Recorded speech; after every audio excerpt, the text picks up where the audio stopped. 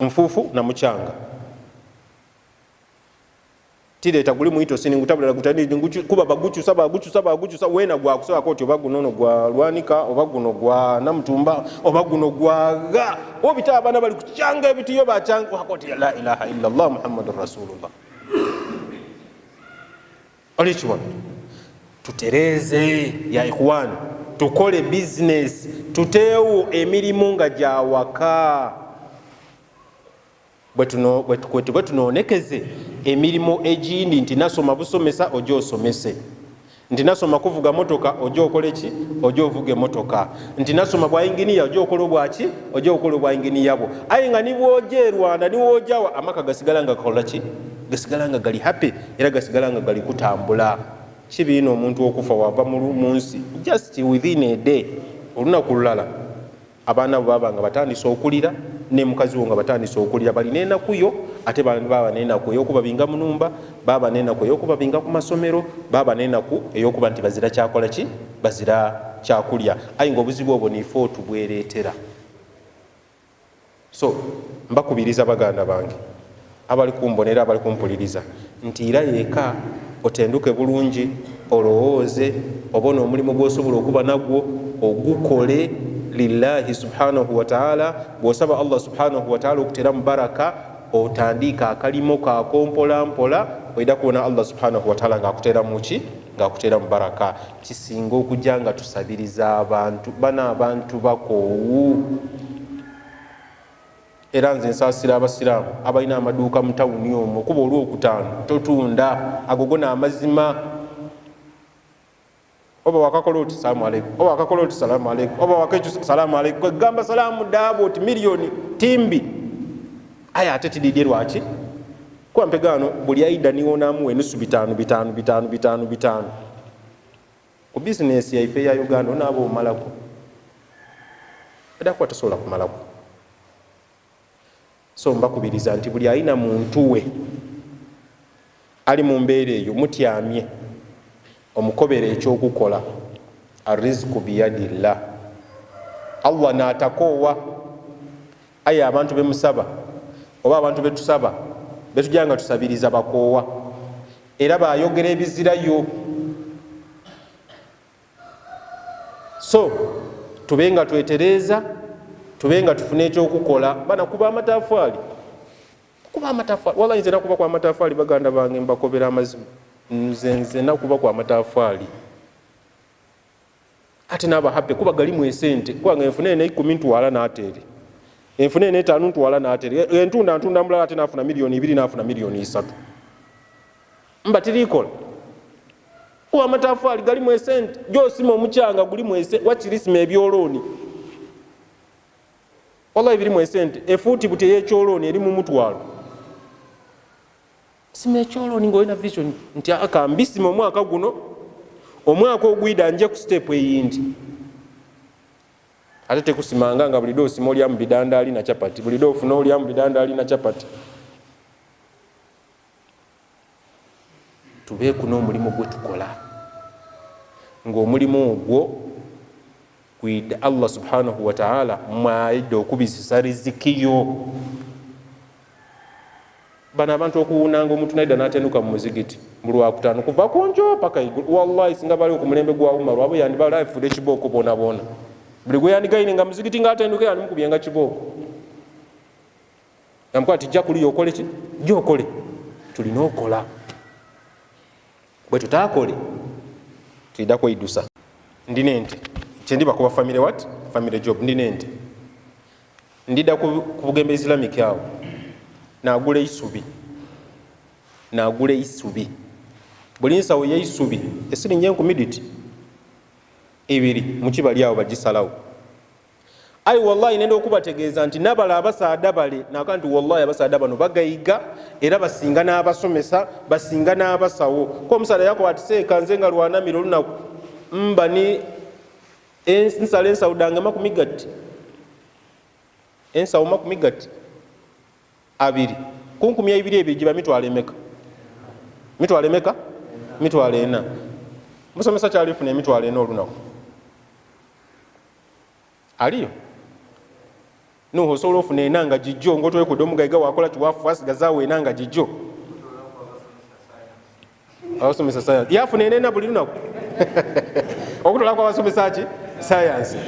yafuna enena buli lunaku miliyoni 4 omwezi. Abo alhamdulillah mpega tuli kula kilasi ene yaife oli kibona mpega omuntu alifuna emitwalo enena buli lunaku omwezi aba afunye emiliyoni 9 n'emitwalo gati emitwalo 2 aba ali bubi.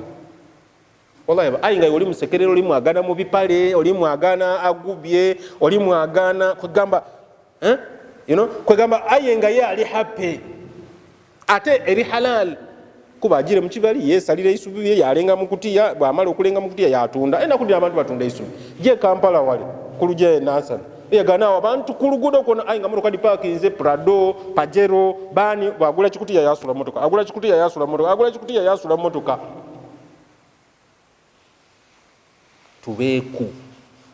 ni kyetukola nga kyetukola ekyo bwe tusaba Allah subhanahu wa ta'ala abenga atuteera mu baraka tulekere okujanga tusabiriza ki tusabiriza abantu. Ensonga eyo nsonga mbi ino bana abantu nga bali kutunda enku bafuna esente mba ewa imozira ku muti gwosobola kusala ewa imwe ozira ku muti gwosobola kusala nokuba oti kantaawo ku luguudo leero ditabwa ku luguudo emmotoka deemerera era abantu bakola ki twagula enku 3 nusu 10 leero diri enaku dino 2 nusu 10 ate bantandikwa ya akhil karim ku lubalaza awo tosobola agula kiro ndala ya muwogo n'ogula kiwago kya menvu kirala n'okuba kabalagala nga mulungi nga akasadaka la katunda kabalagala ku Northern Bypass wale akali mu kasukudo mu Suzuki akeru kuba afunye sente yaira ni mukati atunda kabalagala ezira mulimo mubinga guli halal lwakuba nti abantu twenda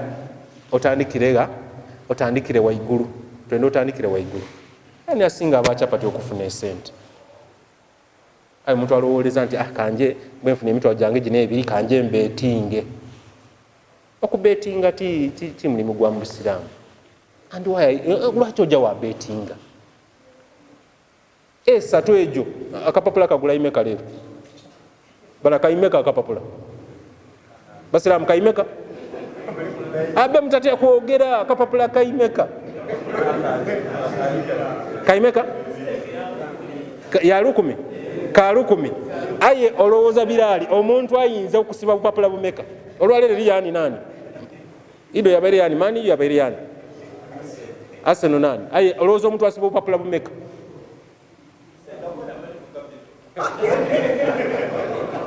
birali aliko ati mulimu ki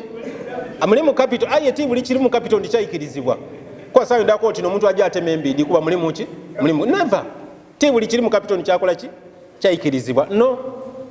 betting ebyo mubyera bireera mu bivweku mbakobera bwe mba mwikiriza Allah mwikiriza n'ombaka Muhammad sallallahu alaihi wasallam muveku ku betting abasiraamu mukulekere benoko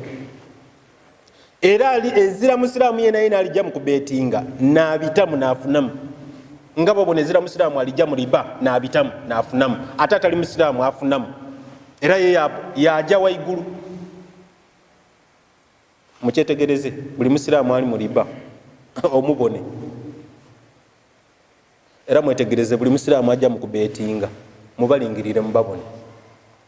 era ojja wafuna 2 wakoti wallahi namuku omuyindi namuku byameka 2 waiza ya 2 agwera bakwiza waire 10 kirala kiti nga dikubise bwa muki dikubise bwa mungalo mukole emirimo waire mutono ayenga guikirizibwa mu Busiraamu obusiraamu guikiriza okola ki bugwikiriza okubanga omulimo ogwo gukolebwa ebyobwerere bizirayo mu nsi ate abasiraamu mbakubiriza mulebe kuba bajega abasiraamu mulebe kuba baki omusada akoba nti ndiwe MTN kodi ndiwa Airtel ndiwa kintairewo ki promotion bajeta promotion baba data nti motoka eriwo akatikiti kaimeka akagule akawangule motoka ya MTN oba ya Airtel kaimeka 10 bataako 10 nani alina calculator singa abantu mu Uganda tulimu emiliyoni 8 diti miliyoni 8 emeka na 5 kale katoleko emiliyoni 5 nga neditayo kapapula ako 10 miliyoni 5 times 10 dibasende emeka bana mumbalire mwawo miliyoni emeka bana miliyoni 5 times 10 miliyoni emeka bitano dibe miliyoni bimeka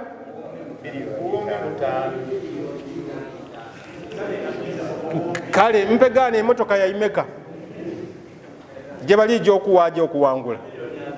niye wallahi niye baya 10 wallahi niye baya 10 already olaba yamaze iro tukuba obusiramu tubuyikiriza budega bwa kikoti necho wallahi yakola ekintu ekyo okumala omwezi mulamba okumala ki mulowooza batukubye sente imeka la ilaha illa Allah muhammadur rasulullah abasiramu tulobe kudagala to that extent kutuukaawo tube abantu abategeera ensi bwetambula abategeera wetufuniramu abategeera wetutafuniramu aye buli lwonajanga buli kida nojanga olowooza ati awo obwavu obona abumalirako walla ojja kumaliranga nkabiri weyongereyo kuba muki weyongereyo kuba mwavu olunaku olwaleero